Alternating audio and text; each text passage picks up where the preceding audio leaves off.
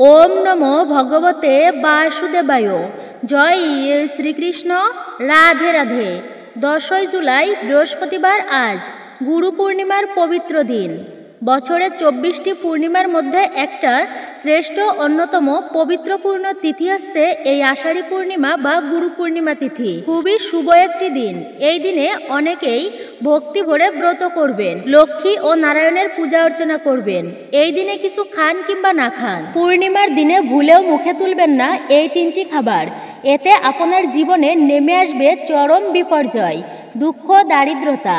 তাই আজকেই সাবধান হয়ে যান এবং সংসারের দারিদ্রতা দূরীভূত করতে চালের পাত্রে কোন জিনিসটি মেশাতে হবে, এতে দুঃখের মোচন হবে, আর্থিক সমস্যা দূর হবে। আজ বৃহস্পতিবার 10ই জুলাই গুরু পূর্ণিমা। গুরুদেবকে শ্রদ্ধা, ভক্তি ও সম্মান জানানোর জন্য এই দিনটি বিশেষ।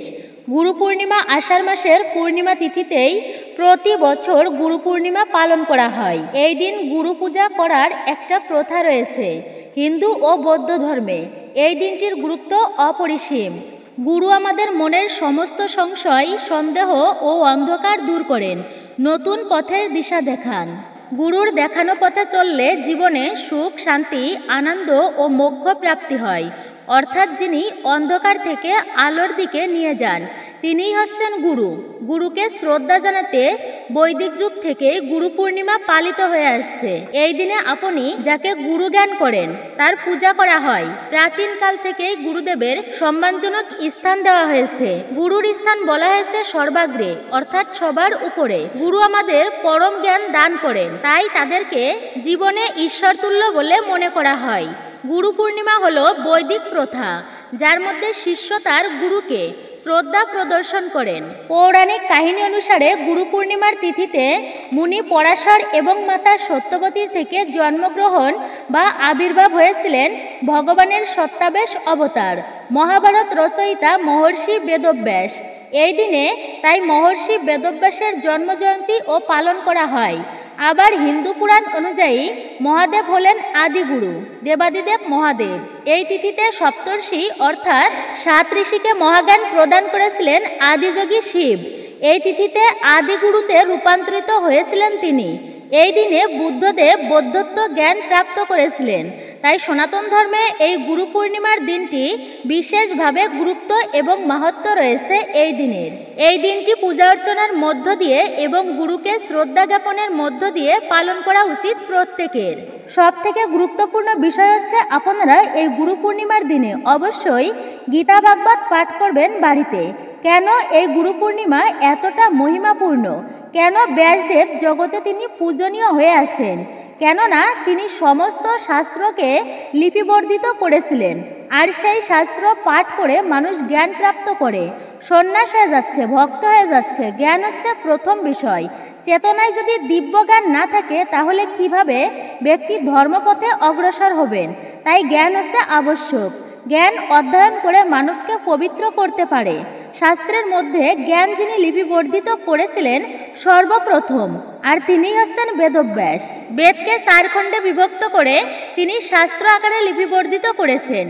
এই যে ভাগবত পাঠ করা হয়, সেই আসনটাকে ব্যাস আসন কেন বলা হয়? কেননা সেই আসনটা হচ্ছে ব্যাসদেবের প্রতিনিধি। তাই সর্বপ্রথম নরনারায়ণ ভগবানকে স্মরণ করতে হয়, ব্যাসদেবকে স্মরণ করতে হয়, মা সরস্বতীকে স্মরণ করতে হয়, তারপর ভাগবত আলোচনা শুরু করতে হয়, ভাগবত পাঠ করতে হয়। গুরু পূর্ণিমার পবিত্র দিনে ভাগবত পাঠ করাকে অত্যন্ত শুভ এবং মঙ্গলজনক বলা হয়েছে। প্রতিদিনে যদি কোনো ব্যক্তি গঙ্গা জলে স্নান করে তার দেহটা পবিত্র হয়, কিন্তু কোনো ব্যক্তি যদি জ্ঞানরূপী এই শাস্ত্রের অমৃত জলে অর্থাৎ ভগবানের মুখনিসৃত বাণী গীতারূপী অমৃত জলে 1টি বারও অবগাহন করে তার জন্ম জন্মান্তরের পাপরাশি বিধৌত হয়ে যায়। আর এই গুরু পূর্ণিমার দিনে সর্বশ্রেষ্ঠ কাজ হচ্ছে গীতা পাঠ করা, ভাগবত পাঠ করা। সন্ধ্যাকালে বাড়িঘর কখনো অন্ধকার রাখতে নেই, ঠাকুরঘর কখনো অন্ধকার রাখতে নেই। একটা প্রদীপ হলেও অন্ততপক্ষে প্রজ্বলিত করে রাখা উচিত। এবং এই গুরু পূর্ণিমার দিনে আপনি একটি অখণ্ড ঘিয়ের প্রদীপ অর্থাৎ সারা রাত্রি সেই প্রদীপটি প্রজ্বলিত অবস্থায় থাকবে। আর একে বলা হয় অখণ্ড ঘিয়ের প্রদীপ। অবশ্যই চেষ্টা করবেন তুলসী তলায় একটি প্রদীপ অর্পণ করতে, এতে মা লক্ষ্মী দেবীর কৃপা লাভ হয়, এমনকি দারিদ্রতা ও সংসারের দূরীভূত হয়। এবং তার সাথে সাথে সমস্ত সনাতনী হিন্দুদের খাদ্য খাবারের বিধিনিষেধগুলো মেনে চলা উচিত, কারণ সনাতন ধর্মের নিয়ম অনুসারে বিশেষ তিথিতে খাদ্য খাবার গ্রহণ করার বিশেষ কিছু বিধিনিষেধ আছে। সেই বিধিনিষেধগুলো না মানলে পরিবারের সদস্যদের অমঙ্গল হয়, বাস্তুদোষ হয় গৃহে, এবং সারা বছর নানা প্রকার রোগব্যাধি জ্বালা যন্ত্রণায় ভুগতে হয়, এবং এরই ফলে চিকিৎসার পেছনে প্রচুর অর্থনাশ হয় এবং কাজে মন দেওয়া যায় না। তাই সকলকে বিশেষভাবে অনুরোধ করছি, আজকের এই গুরুত্বপূর্ণ ভিডিওটি স্কিপ না করে সম্পূর্ণই দেখবেন। মনোযোগের সহিত শ্রবণের পর যদি ভালো লেগে থাকে অবশ্যই একটি লাইক করবেন, কমেন্টে লিখুন জয় শ্রীকৃষ্ণের জয়, জয় শ্রীবিষ্ণুর জয়, অথবা আপনার গুরুদেবের নামটি একটি বারের জন্য হলেও লিখে জানাবার জন্য অনুরোধ রইল। আমি আশা করছি আপনি উপকৃত এবং সমৃদ্ধ হবেন। অবশ্যই শ্রবণ করুন সম্পূর্ণ ভিডিওর তথ্যগুলো, শেয়ার করে দেবেন সবার মাঝে, জানার সুযোগ করে দিন। নমস্কার, আমি দীপা। দেশ ও দেশের বাইরে থেকে যে সকল দর্শকেরা এই মুহূর্তে ভিডিওটি দেখতেছেন তাদের প্রত্যেককে সুস্বাগত জানাই রায়কিশোরী দীপা অর্থাৎ সনাতন ধর্মীয় তথ্যমূলক চ্যানেলে। আমি সর্বদাই চেষ্টা করি সনাতন ধর্মের এরকমই সকল গুরুত্বপূর্ণ বিষয়গুলি আপনাদের সামনে উপস্থাপন করতে, শেয়ার করতে। আসুন কিছুক্ষণ সময় প্রত্যেকে একসঙ্গে ধৈর্য ধরে আজকের এই গুরুত্বপূর্ণ বিষয় প্রসঙ্গে আমরা বিস্তারিত জেনে নিই। বৃহস্পতিবারকে ভগবান বিষ্ণুর উদ্দেশ্যে উৎসর্গ করা হয়। এই দিনে ভগবান বৃহস্পতির পূজা করার প্রথা রয়েছে। কথিত আছে যে বৃহস্পতিবার ভগবান বৃহস্পতির পূজা করলে মনস্কামনা পূর্ণ হয়। এই দিনে উপবাস ও উপাসনা করলে রাশিফলের অশুভ গ্রহের প্রভাব থেকে মুক্তি পাওয়া যায়। বৃহস্পতিকে সুখ এবং সমৃদ্ধির প্রতীক হিসেবে বিবেচনা করা হয়। ধর্মীয় বিশ্বাস অনুযায়ী বৃহস্পতিবার ব্রত রাখার কিছু নিয়ম মেনে চলতে হয় প্রত্যেকের। আর এই বৃহস্পতিবার দিন হচ্ছে মা লক্ষ্মীর অত্যন্তই প্রিয় একটি দিন। আর এই বৃহস্পতিবার দিনেই পড়েছে পবিত্র গুরু পূর্ণিমার দিন। তো গুরু পূর্ণিমা আর বৃহস্পতিবার দুই মিলেই অত্যন্ত শুভ এবং মঙ্গলজনক দিন হচ্ছে এটি। বৃহস্পতিবার ব্রত রাখার নিয়ম: এই দিনে সকালে ঘুম থেকে উঠে স্নান করে পবিত্র হন। ঈশ্বরের সামনে বৃহস্পতিবার ব্রত রাখার অঙ্গীকার করুন। এই দিনে হলুদ কাপড় পরা উচিত। একটি বেদিতে বৃহস্পতি দেব এবং ভগবান বিষ্ণুর মূর্তি স্থাপন করুন। তাদেরকে পঞ্চামৃত দিয়ে স্নান করান। এছাড়াও গোপীচন্দন ও হলুদের তিলক লাগান। গুড়, ছোলার ডাল, শুকনো আঙুর এবং কলা দিতে একদমই ভুলবেন না। বৃহস্পতিবারের ব্রত কথা পাঠ করুন। এছাড়াও বৈদিক মন্ত্র অবশ্যই জপ করুন এই দিনে। এই ব্রত পালন করলে ঘরে সুখ শান্তি আসে। বৃহস্পতিবার উপবাস করলে পিতৃদোষ থেকে মুক্তি পাওয়া যায়। এই ব্রতর প্রভাবে দাম্পত্য জীবনের যাবতীয় সমস্যা দূর হয়ে যায়। যদি আপনার কুণ্ডলিতে স্বল্প জীবনের সম্ভাবনা থাকে তবে এই উপবাসটি অবশ্যই পালন করতে হবে আপনাকে। এই উপবাস পালন করলে দেবী লক্ষ্মী ও ভগবান বিষ্ণুর আশীর্বাদ পাওয়া যায়। এই ব্রতের প্রভাবে অর্থ সংক্রান্ত সমস্যা দূরীভূত হয়। কুণ্ডলী থেকে অশুভ গ্রহের প্রভাব দূর করতে বৃহস্পতিবার উপবাস করলে উপকার পাওয়া যায়। এই ব্রত পালন করলে মানুষের সম্মানও বৃদ্ধি পায়। বৃহস্পতিবারের উপবাস করলে রাশিতে বৃহস্পতির অবস্থান অত্যন্ত শক্তিশালী হয়। প্রথম যে খাবারটি এই গুরু পূর্ণিমার দিনে আপনারা ভুলেও খাবেন না, তো সেটি হচ্ছে আমিষ জাতীয় খাবার। যে কোনো প্রকার আমিষ জাতীয় খাবার আপনারা ভুল করেও খাবেন না এই গুরু পূর্ণিমার দিনে। 2025-এ এই বছর গুরু পূর্ণিমা তিথি পড়েছে আষাঢ় মাসে। বাংলার 25শে আষাঢ় 1432, ইংরাজির 10ই জুলাই 2025 বৃহস্পতিবার দিন। সামনেই শ্রাবণ মাস, মহাদেবের মাস। আর এই গুরু পূর্ণিমার দিন এবং শ্রাবণ মাসে যে কোনোভাবেই আমিষ জাতীয় খাবার খাওয়া একদমই উচিত নয়। এতে মহাপাপ হয়, কারণ দেবাদিদেব মহাদেব হচ্ছেন পশুপতিনাথ। আর যেহেতু গুরু পূর্ণিমা আসছে অত্যন্তই শুভ তিথি, শুভ দিনে ভুলেও আমিষ জাতীয় খাবার খেতে নেই। এতে গ্রহ দোষ পর্যন্ত লাগে সেই ব্যক্তির জীবনে। এই পূর্ণিমা তিথিতে রয়েছে বিশেষ গুরুত্ব আছে এই পূর্ণিমা তিথির, এবং এই দিনটি গুরুদেবের। তাই এই গুরু পূর্ণিমার দিন ভুলেও মুখে তুলবেন না মাছ, মাংস, ডিম, পেঁয়াজ, রসুন, মুসুর ডাল, পুঁই শাক ইত্যাদি আমিষ জাতীয় খাবার। এই দিনে সাত্ত্বিক বা নিরামিষ আহারই গ্রহণ করবেন এবং এই দিনটি গুরুদেবের উপর সমর্পিত করবেন। আপনি যাকে গুরু স্থানীয় স্থান দিয়েছেন, যদি সম্ভব হয় অবশ্যই এই দিনে তার গৃহে পদার্পণ করবেন এবং গুরু কার্যে সাহায্য করবেন। কোনো না কোনোভাবে গুরুর সেবা করবেন এবং সাক্ষাৎ গুরুদেবের চরণে হাত দিয়ে প্রণাম করার চেষ্টা করবেন। আর যদি সম্ভব না হয় তবে গুরুদেবের চিত্রপট যদি আপনার গৃহে থাকে তবে সেই চিত্রপটে সাক্ষাৎ গুরুজ্ঞান করে তার পূজা অর্চনা করুন, ভক্তি রাখুন, অর্থাৎ গৃহে বসেই গুরুসেবা করতে পারবেন আপনি। যদি আপনার পক্ষে সম্ভব না হয় গুরুগৃহে যাবার, অবশ্যই দীক্ষিত ব্যক্তিরা গুরুমন্ত্র জপ করবেন এই দিনে। গুরু পূর্ণিমার দিনে লক্ষ্মীনারায়ণ এবং মহাদেবের পূজা দিতে আপনারা একদমই ভুলবেন না। দ্বিতীয় যে খাবারটি গ্রহণ করবেন না এই গুরু পূর্ণিমা তিথিতে, আর তা হলো পোড়া জাতীয় খাবার। আমরা অনেকেই আছি যারা নানান রকমের সবজি পুড়িয়ে খেতে পছন্দ করি, অনেকেই রুটি খেতে পছন্দ করেন, অনেক সময় মশলাও পুড়িয়ে সবজিতে দেওয়া হয়। কিন্তু পূর্ণিমা তিথিতে পোড়া জাতীয় জিনিস যদি আপনি গ্রহণ করেন অর্থাৎ খেয়ে থাকেন তবে জীবনের দুর্ভোগ, দুঃখ, দুর্দশা নেমে আসবে। পূর্ণিমা তিথিতে কোনো খাদ্য জাতীয় জিনিস পোড়াতে নেই, আর পোড়া জাতীয় খাবার খেতেও নেই। এর ফলে জীবনে নানান রোগ জ্বালা যন্ত্রণা হবে। তাই পূর্ণিমা তিথিতে রুটি পোড়াও বর্জন করবেন আপনারা, কারণ রুটিও একটি পোড়া জাতীয় খাবারের মধ্যেই পড়ে। পূর্ণিমা তিথিতে চেষ্টা করবেন আপনারা সাত্ত্বিক আহার গ্রহণ করতে এবং তেল মশলাযুক্ত খাবার একদমই কম খেয়ে যে কোনো নিরামিষ খাবার অবশ্যই গ্রহণ করবেন। এবার আমি আপনাদেরকে বলে দেব 3টি সবজির কথা। আপনারা চেষ্টা করবেন এই গুরু পূর্ণিমা তিথিতে ভুলেও এই 3টি সবজি আপনারা খাবেন না বা বাড়িতেও রন্ধনও করবেন না। আর প্রথম যে সবজিটির কথা বলবো আর তা হচ্ছে বেগুন। বেগুন খেতে আমরা অনেকেই কিন্তু পছন্দ করি, কিন্তু শুভ দিনে অর্থাৎ পূর্ণিমা তিথিতে এবং সামনে যে মাস আসছে শ্রাবণ মাস, গুরু পূর্ণিমার দিনে এবং শ্রাবণ মাসে আপনারা ভুলেও বেগুনের তৈরি কোনো পদ খাবেন না। আবার এই মাসে বেগুনের নানা প্রকার পোকামাকড় দেখা যায়, আর এই সময় বেগুন খেলে পেটে নানা রকমের রোগ দেখা যায়। এই সময় বেগুন স্বাদেও ততটা ভালো নয়। শুভ দিনে বেগুন বর্জন করা উচিত, এতে শরীরও সুস্থ নিরোগ থাকবে। আর শ্রাবণ মাসে কোনো শাক জাতীয় খাবার খাবেন না। এই সময় বর্ষাকাল, বেশি বেশি পোকামাকড় থাকে, শাকের ভিতর ব্যাকটেরিয়াও থাকে যা শরীরের পক্ষে ক্ষতিকর। নানা পোকামাকড়ের উপদ্রব থেকে রক্ষা করতে এই শাকে নানা রকম কীটনাশক ব্যবহার করা হয়, যা স্বাস্থ্যের পক্ষে একদমই ভালো নয়।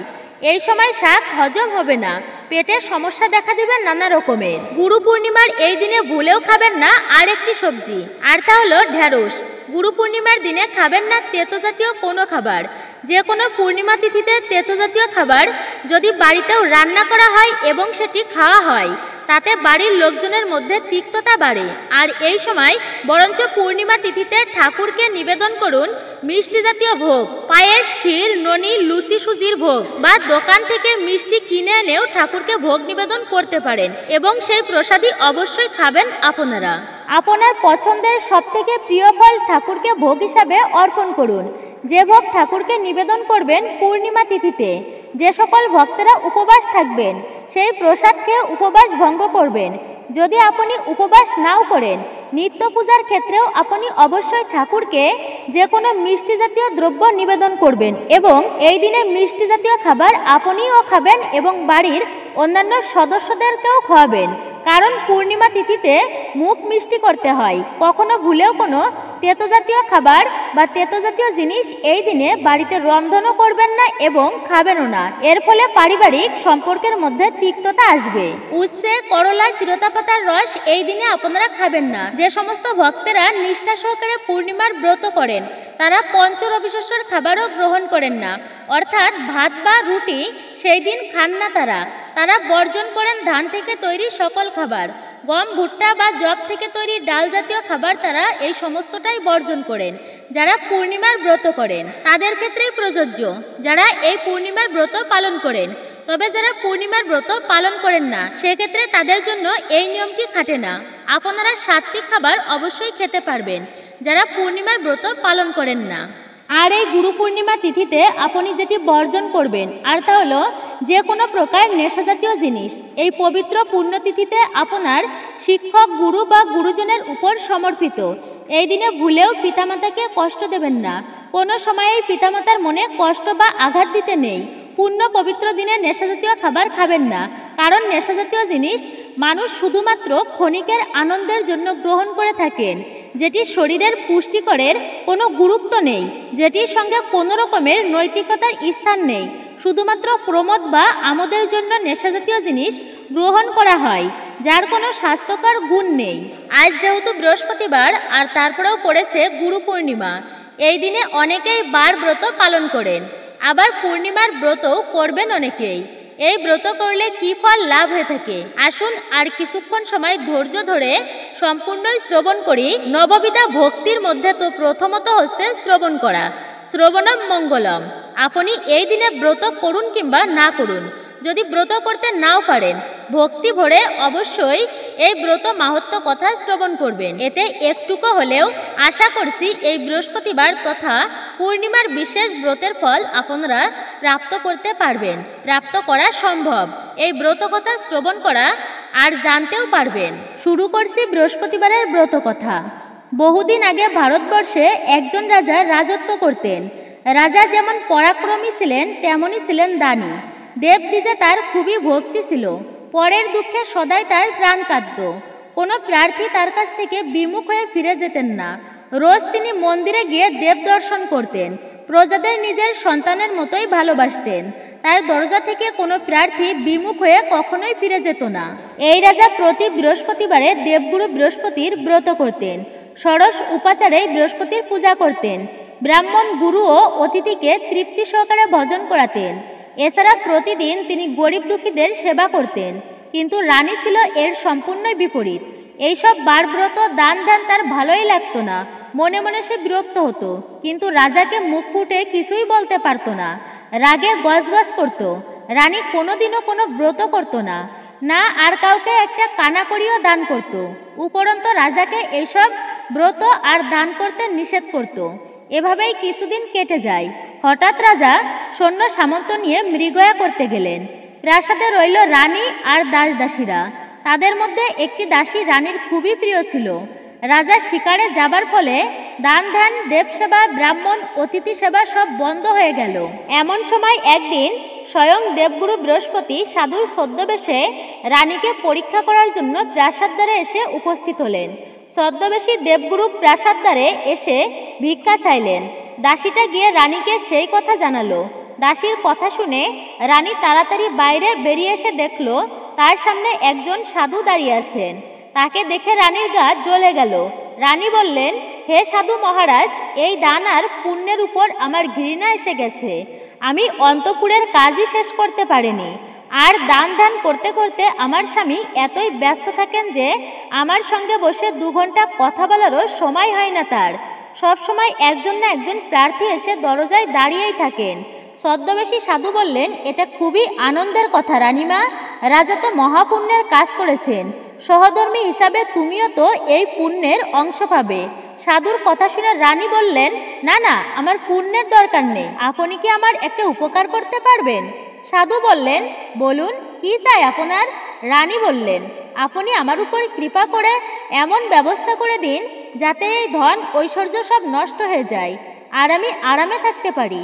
রানীর কথা শুনে সাধু আশ্চর্য হয়ে বললেন, হে দেবী, আপনি তো বিচিত্র মানুষ দেখছি। ধন ঐশ্বর্য এবং সন্তানের জন্য কেউ কি দুঃখী হয়? সবাই তো ধন ঐশ্বর্য আর সন্তান কামনা করে। যে ব্যক্তি মহাপাপী সেও ধন পুত্র পাবার ইচ্ছা করে থাকে। তাছাড়া যদি আপনার কাছে ধন ঐশ্বর্য বেশি থাকে তাহলে ক্ষুধার্ত মানুষদের তৃপ্তি সহকারে অবশ্যই ভজন করান। বস্ত্রহীনকে বস্ত্র, ক্ষুধার্তকে অন্ন, নির্ধনকে ধন দান করুন। ধর্মশালা তৈরি করে দিন। পুকুর, পুষ্করিণী, সরোবর, কুয়া, বাগান নির্মাণ করে দিন। গরিব লোকের অবিবাহিত কন্যার বিবাহ দিন এবং নানা প্রকার যাগ যজ্ঞাদি করান। এইসব কাজের ফলে আপনার বংশ উজ্জ্বল হবে এবং পরলোকে স্বর্গলাভ করবেন। রানী কিন্তু সাধুর কথায় খুশি হলো না। সে বললেন, সন্ন্যাসী ঠাকুর, আমার এই রকম অর্থের প্রয়োজন নেই। কারণ যে ধনৈশ্বর্য মানুষকে দান করতে হবে, আমাকে শুধু নাড়াচাড়া করতে হবে আর রক্ষা করতে হবে, সেই রকম অর্থের কি প্রয়োজন? সন্ন্যাসী বললেন, মহারানী, আপনার যদি প্রকৃতই সেই ইচ্ছা হয় তাহলে তাই হবে। আমি বলে যাচ্ছি, আপনাকে যেসব কথাগুলো বললাম সেগুলো করবেন, তাহলে আপনার ইচ্ছা পূর্ণ হবে। সাধুর কথা শুনে রানী আনন্দিত হয়ে বললেন, বলুন সন্ন্যাসী। মহারাজ, কি করলে আমার ধন ঐশ্বর্য নষ্ট হয়ে যাবে?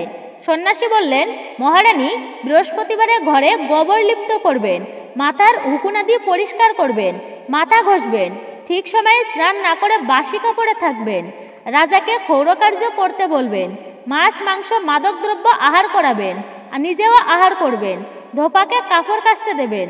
এইভাবে 7টি বৃহস্পতিবার করলেই আপনার সমস্ত ধন ঐশ্বর্য নষ্ট হয়ে যাবে। এই কথা বলে ছদ্মবেশী বৃহস্পতিদেব প্রাসাদ দ্বার থেকে অন্তর্ধান হয়ে গেলেন। এদিকে রানী সাধুর কথা মতো বৃহস্পতিবারে সব নিষিদ্ধ কাজগুলো করতে শুরু করে দিল। 7টি বৃহস্পতিবার আর অপেক্ষা করতে হলো না। 3 বৃহস্পতিবারের মধ্যেই রাজার ধন ঐশ্বর্য সব নষ্ট হয়ে গেল। অবশেষে এমন অবস্থা হলো যে রাজা রানীর আহারই জোটে না। কোনোদিন উপবাসে থাকতে হয়, আবার কোনোদিন আধপেটা খেয়ে থাকতে হয়। ক্ষুধার জ্বালায় রাজা রানী খুব কাতর হয়ে পড়ল। সাংসারিক ভোগে দুঃখিত হয়ে রাজা একদিন রানীকে বললেন, মহারানী, তুমি এখানেই থাকো, আমি বরং অন্য দেশে যাই, কারণ এখানে তো সবাই আমাকে চেনে, সেই জন্য এখানে কোনো কাজকর্ম করতে পারবো না। এখানে থাকলে কারোর কাছে ভিক্ষা করেও খেতে পারবো না, অনাহারে মরতে হবে। তার চেয়ে তুমি এখানেই থাকো, আমি অন্য দেশে যাচ্ছি। এই বলে রাজা চলে গেলেন। রাজ্য ছেড়ে রাজা চলে গেলেন বহু দূরে। সেখানে কাঠুরিয়াদের সঙ্গে জঙ্গলে কাঠ কেটে নিয়ে আসতে লাগলেন এবং শহরে বিক্রি করে যা পেতেন তাই দিয়ে কোনো ক্রমে জীবন কাটাতে লাগলেন। এদিকে রানী অন্তপুরে দুঃখের জ্বালায় জ্বলতে লাগলো। সব দাসদাসীরা অন্তপুর ছেড়ে চলে গেল। শুধুমাত্র রানীর প্রিয় দাসীটি রইল রানীর কাছে। রানী যেদিন কিছু জোগাড় করতে পারত সেই দিন দুজনে ভাগ করে খেত, আর যেদিন কিছু পেত না সেই দিন উপবাস থাকত। কোনোদিন আবার শুধু জল খেয়ে তাদের দিন কাটতে লাগলো। অবশেষে এমন অবস্থা হলো যে রানী আর দাসীর 7 দিন শুধু জল ছাড়া আর কিছুই জুটল না। ক্ষুধার জ্বালায় তারা ছটফট করতে লাগলো। শেষ পর্যন্ত রানীর ক্ষুধার জ্বালা সহ্য করতে না পেরে দাসীকে বলল, পাশের শহরে আমার বোন থাকে, সে বেশ ধনবতী, তার প্রচুর ধন ঐশ্বর্য আছে, তুই তার কাছে যা আর তার কাছ থেকে কিছু চাল ডাল চেয়ে নিয়ে আয়, তাতে কিছুদিন অন্তত চলবে। রানীর আদেশ পেয়ে দাসী গেল রানীর বোনের কাছে। রানীর বোন সেই বৃহস্পতিবার ব্রত পূজা করছিল, কারণ সেই দিনটি ছিল বৃহস্পতিবার দিন। দাসী তার কাছে কিছু চাল ডাল চাইল। রানীর বোন কিন্তু কোনো উত্তর দিল না। দাসী বারবার তার কাছে চাইতে লাগলো, কিন্তু রানীর বোন কোনো উত্তরই দিল না, কারণ সে তখন বৃহস্পতিবারের ব্রত কথা শুনছিল এক মনে। রানীর বোন কোনো উত্তর দিল না দেখে দাসী অত্যন্ত দুঃখিত হয়ে গেল। সে রাগ করে ফিরে এলো রানীর কাছে। রানীর কাছে এসে দাসী বলল, রানীমা, আপনার বোন খুবই অহংকারী, সে আমাদের মতো গরিব মানুষের সঙ্গে কথাও বলে না। আমি তাকে বারবার কিছু চাল ডাল চাইলাম তার কাছে, কিন্তু সে কোনো উত্তরই দিল না, তাই আমি রাগ করে সেখান থেকে চলে এসেছি। দাসীর কথা শুনে রানী বললেন, দাসী, এতে তার কোনো দোষ নেই। যখন মানুষের দুঃখের সময় আসে তখন কেউ তাকে সাহায্য করতে এগিয়ে আসে না। ভালো এবং মন্দ সময়ের কথা বাতাসে রটে যায়, ভগবানের যা ইচ্ছা তাই হবে, এই সবই আমার ভাগ্যের দোষ। দাসীর সঙ্গে রানী কথা বলছে, এমন সময় তারা দেখল রানীর বোনের দাসী আসছে, তার পিছনেই আসতেছে তার বোন। রানীর বোন বললেন, ভগ্নী, দুঃখ করো না, তোমার দাসী যখন আমার কাছে গিয়েছিল তখন আমি ব্রত করছিলাম, সেই জন্য কথা বলতে পারিনি। তারপর রানীর বোন রানীকে বলল, ভগ্নী, তোমার দাসী কি জন্য আমার কাছে গিয়েছিল?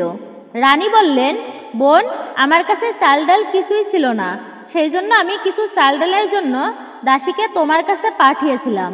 আমি এখন খুবই কষ্টের মধ্যে দিন কাটাচ্ছি। এই কথা শুনে রানীর বোন বললেন, ভগ্নী, বৃহস্পতিদেব সকলের মনস্কামনা পূর্ণ করেন, যাও দেখো গিয়ে, নিশ্চয়ই তোমার ঘরে চাল ডাল তরি তরকারি আছে। বোনের কথা শুনে রানী ঘরে গিয়ে দেখে সত্যিই ঘরে চাল ডাল আনাজ তরি তরকারি ভর্তি। তাই দেখে রানী আর দাসী তো খুবই খুশি। দাসী বললেন, রানীমা, যদি এই রকম পাওয়া যায় তাহলে আমি রোজই ব্রত করতে রাজি আছি।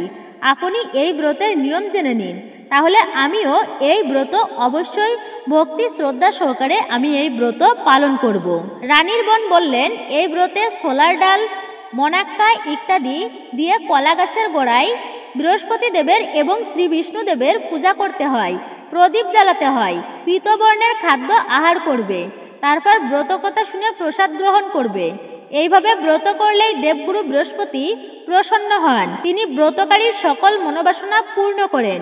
পুত্র কন্যা এবং ধনৈশ্বর্যে গৃহ পূর্ণ করেন। বোনের কথা শুনে রানী আর দাসী এই ব্রত করবার ইচ্ছা করলেন, আর প্রতি বৃহস্পতিবারে ভক্তি সহকারে ব্রত করতে লাগলো। তারা যথা নিয়মে তারা ছোলার ডাল দিয়ে কলা গাছের গোড়ায় শ্রীবিষ্ণুর পূজা করতে লাগলো। তাদের ব্রতের ফলে ভগবান বৃহস্পতিদেব প্রসন্ন হয়ে 2টি থালায় নানা রকম খাদ্য সাজিয়ে ছদ্মবেশে এসে দাসীর হাত দিয়ে বললেন, দাসী, এই নাও তোমার আর রানীর খাদ্য, তোমরা এই খাদ্য আহার করো। রানী অবাক হয়ে বললেন, দাসী, এই খাদ্য তোকে কে দিয়েছে? দাসী বলল, একজন সন্ন্যাসী এই খাদ্য দিয়ে গেছেন।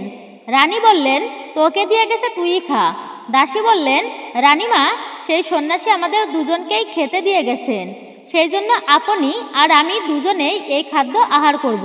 তখন রানী আর দাসী ভগবানকে নমস্কার করে আহার করলেন, আর প্রত্যেক বৃহস্পতিবারে বিষ্ণু পূজা আর বৃহস্পতিবারের ব্রত করতে লাগলো।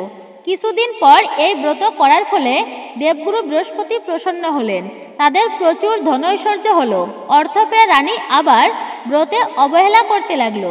তাই দেখে দাসী বললেন, দেখুন রানীমা, আপনি আগে অবজ্ঞা করেছিলেন বলেই আপনার দুঃখের সীমা ছিল না, আবার ব্রত করার ফলেই আজ আপনি ধনৈশ্বর্য লাভ করেছেন। অনেক কষ্টের পর আবার আপনি বৃহস্পতি দেবের কৃপা লাভ করেছেন। তাই বলছি, ভক্তি ভরে অবশ্যই আপনি ব্রত করুন। দাসীর কথা শুনে রানী আবার ভক্তি ভরে ব্রত করতে লাগলো, গরিব দুঃখীদের দান ধ্যান করতে লাগলো। তার ফলে একদিন যেমন রানীর ধনৈশ্বর্য বাড়তে লাগলো, অপরদিকে তার সুনাম ছড়িয়ে পড়ল চারিদিকে। একদিন রানী রাজার কথা চিন্তা করতে করতে মনে মনে বললেন, হে বৃহস্পতি দেব, রাজাকে তুমি ফিরিয়ে এনে দাও। রানীর প্রার্থনা ভগবান শুনলেন। তিনি রাত্রে রাজাকে স্বপ্ন দেখিয়ে বললেন, রাজামশাই, তোমার রানী তোমার জন্য দুঃখ পাচ্ছে, তুমি নিজ রাজ্যে ফিরে যাও।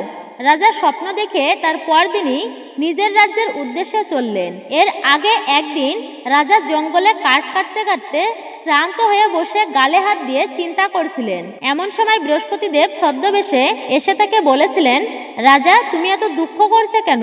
শীঘ্রই তুমি রাজ্যে ফিরে যাবে। কাজেই স্বপ্ন দেখে রাজা আর স্থির থাকতে পারলেন না, তিনি রাজ্যে ফিরে গেলেন।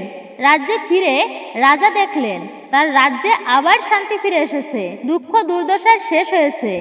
বহুদিন পরে রাজাকে দেখে রানী খুবই খুশি হলেন, রাজাও খুশি হলেন। রানী তখন সব কথা রাজাকে বললেন। রাজা সব কথা শুনে খুব খুশি হলেন, আর রানীকে নিয়ে ভক্তি ভরে বৃহস্পতিবারের ব্রত করতে লাগলেন। বৃহস্পতি দেবের কৃপায় রাজা আবার আগের মতোই আনন্দিত হয়ে রাজ্য শাসন করতে লাগলেন।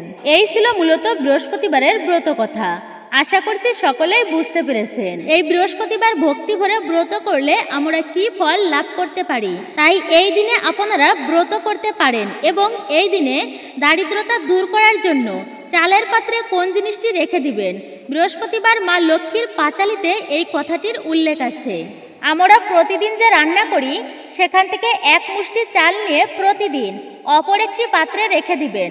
আমরা প্রতিদিন যে টাকা পয়সা রোজগার করি, শাস্ত্রে বলা আছে সেই টাকার 3 ভাগের 1 ভাগ ভগবানের সেবায় ব্যবহার করা উচিত, ভক্ত সেবায় লাগানো উচিত। বলুন তো, দারিদ্রতা জীবনে কেন আসবে না?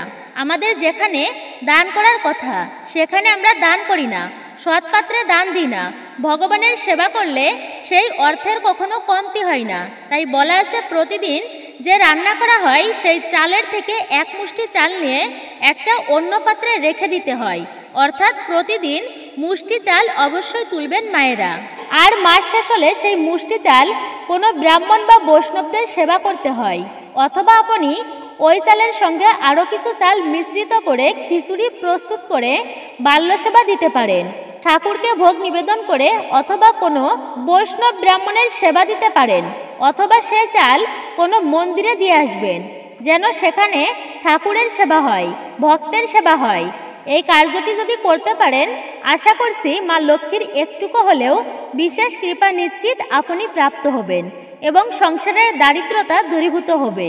হরে কৃষ্ণ কৃষ্ণ কৃষ্ণ হরে হরে, হরে রাম রাম রাম হরে হরে। জয় শ্রীকৃষ্ণ, রাধে রাধে। তো মূলত এটি ছিল আমাদের আজকের ভিডিওটি আপনার কাছে কেমন লেগেছে তা কমেন্টে নিজের মূল্যবান মতামত জানাতে একদমই ভুলবেন না। যদি ভালো লেগে থাকে অবশ্যই একটি লাইক করবেন। কমেন্টে ভক্তি ভালোবাসা ও শ্রদ্ধার সহিত জয় শ্রীকৃষ্ণের জয়, জয় মা লক্ষ্মীর জয় অথবা হর হর মহাদেব বা আপনার গুরুদেবের নামটি একটি বারের জন্য হলেও লিখে জানাবার জন্য অনুরোধ রইল। চ্যানেলে নতুন হলে অবশ্যই চ্যানেলটি সাবস্ক্রাইব করবেন, পাশে থাকার নোটিফিকেশন বেল বাটনটি অল করে দিবেন। সকলে ভালো থাকুন, সুস্থ থাকুন, পরম করুণাময় ঈশ্বরের অশেষ কৃপায়। অবশ্যই একজন সনাতনী বোনকে আপনারা সাপোর্ট করবেন আমি আশা রাখছি। আবারও আপনাদের সাথে কথা হবে পরবর্তী ভিডিওর প্রসঙ্গে।